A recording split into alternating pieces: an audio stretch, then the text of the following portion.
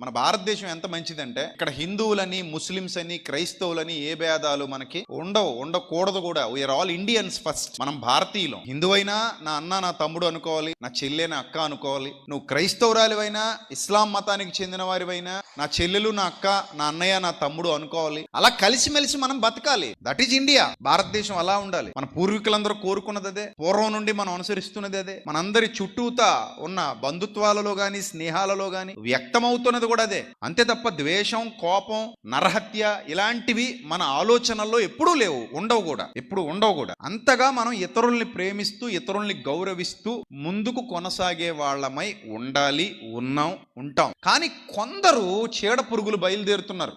వీళ్ళు ఏం చేస్తున్నారంటే మత సామరస్యాన్ని దెబ్బతీస్తున్నారు.